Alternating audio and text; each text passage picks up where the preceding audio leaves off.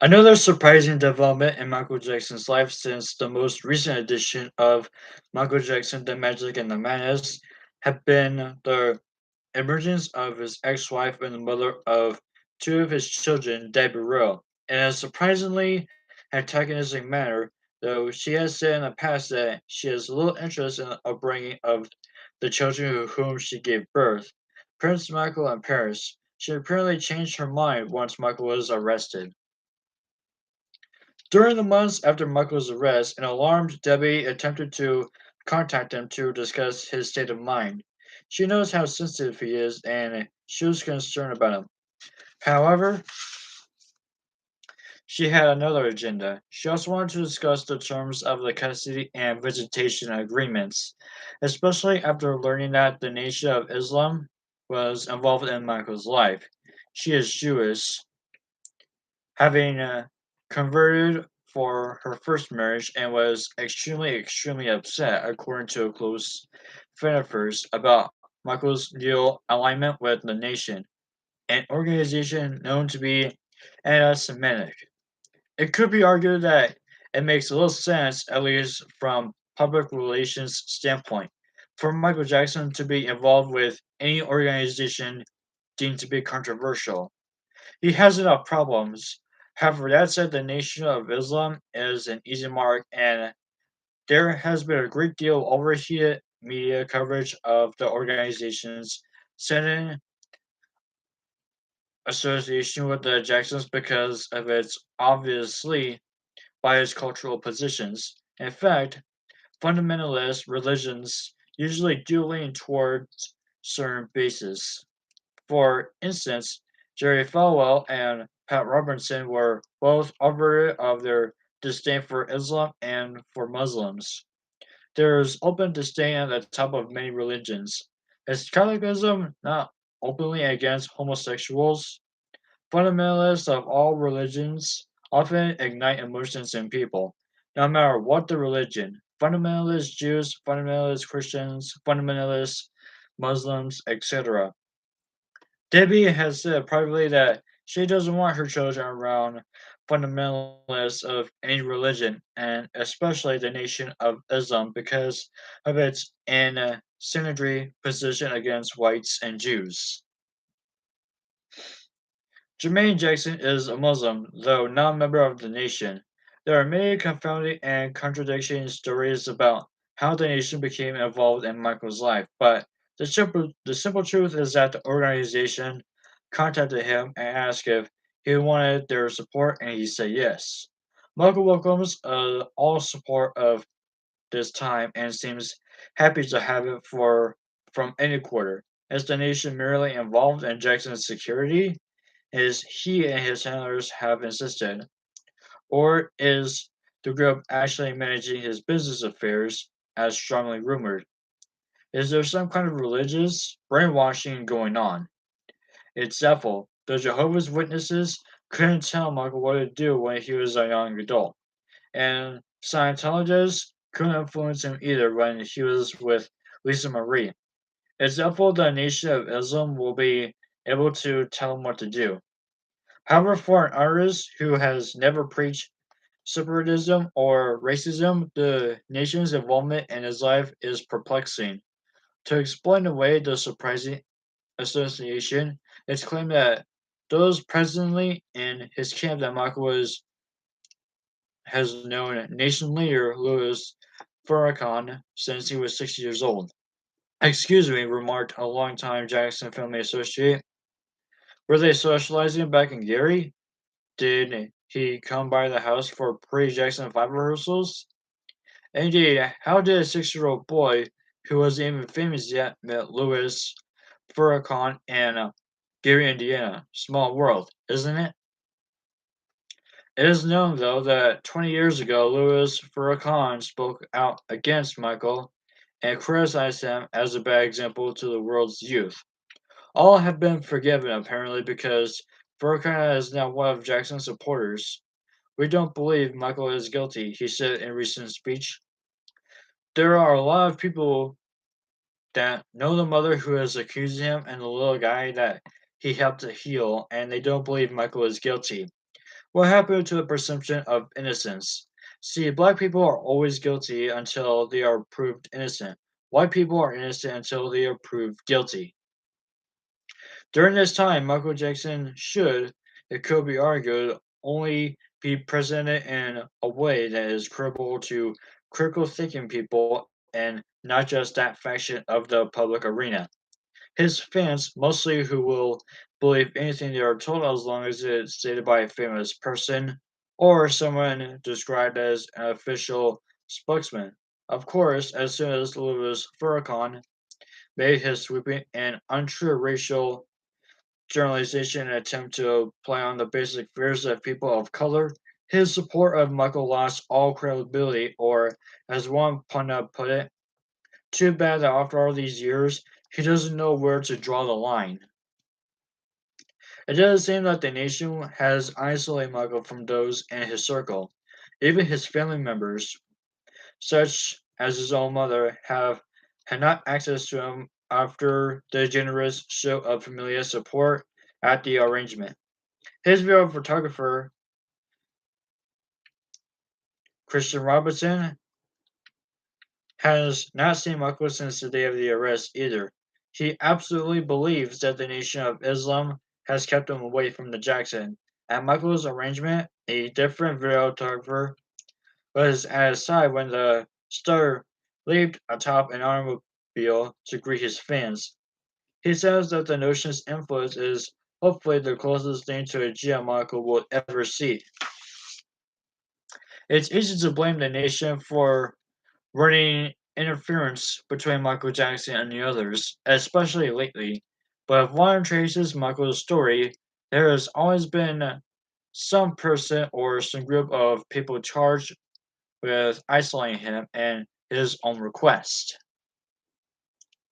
10 years ago, for instance, when during the Jordan Chandler debacle, Michael didn't want to be pressured with the possibility of another Jackson family venture. His attorneys and Elizabeth Taylor were charged with keeping his parents and siblings at bay. Remember Katherine Jackson asking why it was that Elizabeth had access to Michael but she did not? Years before that, the job fell to Frank DeLeo. Everyone in the family complained that he was the one keeping them from Michael.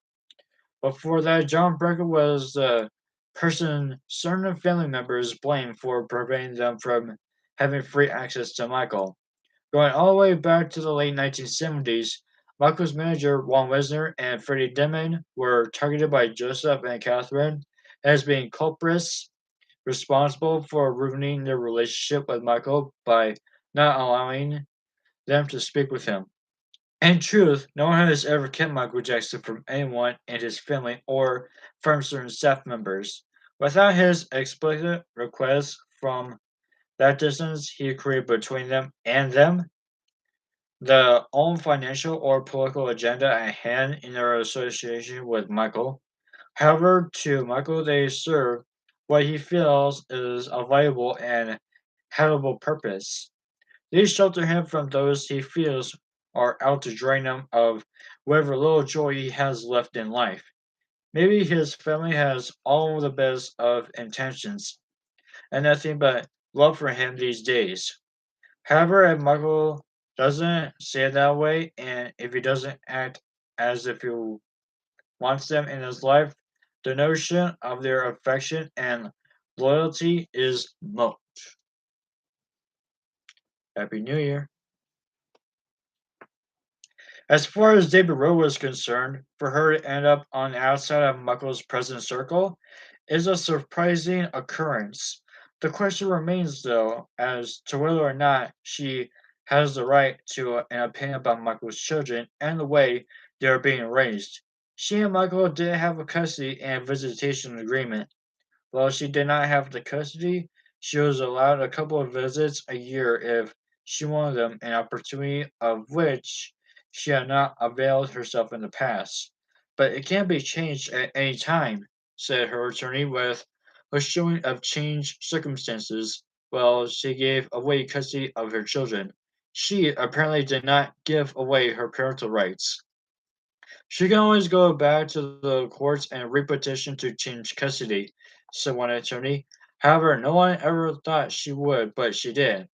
After she could not get a return call from Michael, and after she felt disrespected by him. When Michael set a dismissive tone with his ex-wife, his loyalists followed suit and froze her out as well.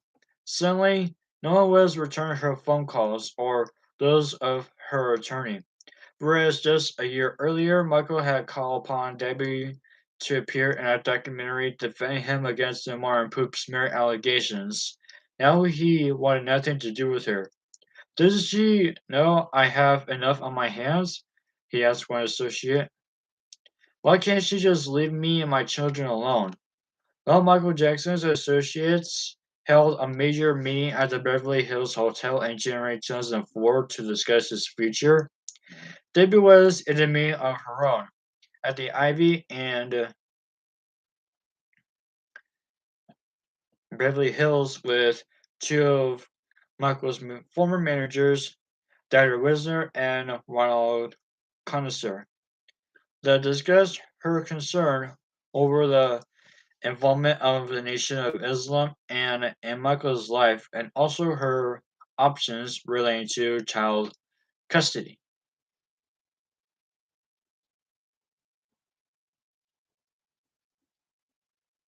A final straw for Debbie came in the week of February 16, 2004, when she heard rumors that Michael had gone back into rehab, this time in Colorado.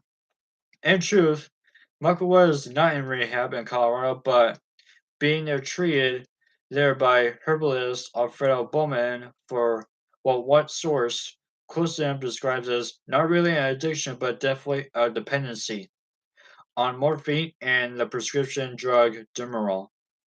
Michael's use of such drugs might explain his detached and odd demeanor of late, especially during his interview with Ed Bradley for 60 minutes, during which he seemed physically and mentally lethargic. According to reports, he's been using the medications in order to cope with the stress of the allocations. With chronic insomnia, it's dangerous behavior, especially considering what happened 10 years ago when he became addicted to painkillers during the Jordan Chandler matter and ended up in rehab in England. Alfredo Bowman maintains an office in Beverly Hills and another in Honduras. He was trained TCLA singer Lisa Left Eye Lopez at his Asha Healing Village when she died in a car accident where in the spring of 2002. Bowman apparently got into trouble with the New York State Attorney General a couple of years ago when that office objected to his claiming to have found cures for AIDS, cancer, and leukemia. On his website, Bowman boasts of never having gone to school, not even kindergarten. His website also claims we are proud to inform you that cosmotherapy is part of our leading journey relating with the energy of life, which is beyond spiritual. Return to Mother. Debbie tried to obtain information about Michael's so-called detox, but again is unsuccessful in contacting him or anyone around him. The walls around Michael and his children were up, and she was on one side while the Jackson camp was on the other. While she has also said that Michael was not, however, according to sources close to her, she is no longer sure what to believe about him. And until she makes up her mind, she wants guardianship of her two children. She's even indicated in court papers filed in Los Angeles that the children were not biologically Michael's. No surprise to his critics who have always been skeptical of the paternity of his children. In the court order filed on February 20th, Friday, 2004, Superior Court Judge Carolyn Cole approved an agreement to reached by the Roe and Jackson camps to have retired Los Angeles Superior Court Judge Stephen M. Lutz preside over the case. The order and said his appointment and would continue until the conclusion of all matters. Judge Lax works with a Center for Alternative Dispute Resolution that allows parties concerned about the privacy who are involved in civil disputes to hire private judges at a rate of $650 an hour. They hire private judges so that everything can be done behind closed doors. Excuse me. Said attorney Donna Cole, an expert in family law who is not involved in this case. However, Lax has said that much of what occurs in his private courtroom will still be open to public security. The private judge's rulings will be binding as if they were made in a regular family court.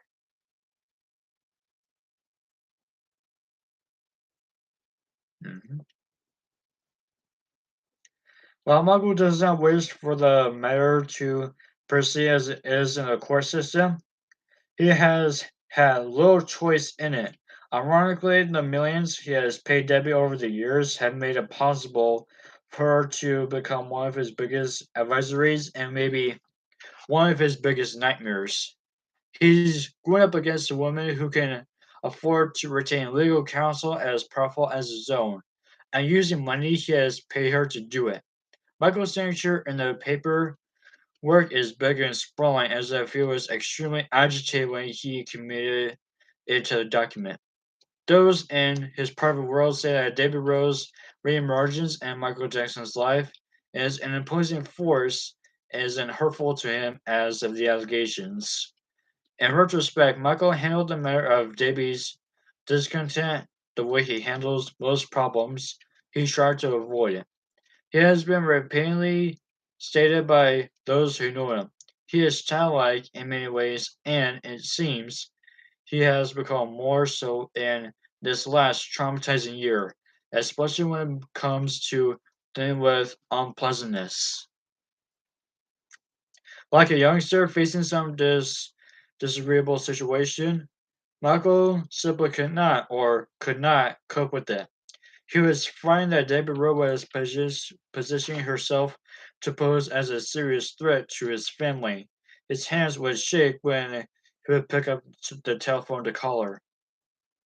He couldn't allow through. He was so fearful of what it was she wanted from him and how she might impact his relationship with his children, all three of whom had given him the greatest joy he has ever known. One of his associates recalled it best. He handed them the phone call to call her. Do it, Mike. You gotta call her, he said. Mike looked at him with such an anguished expression. It appeared that he was about to let out a long, desperate scream, but he didn't. Instead, he put the phone down and walked away in tears. Not Debbie, too, he said, shaking his head in disbelief. Not Debbie, too.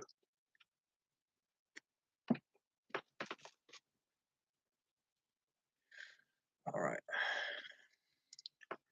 All right, break time. And if you're wondering what the sound in the background is, it's raining outside. And also, Happy New Year's Eve.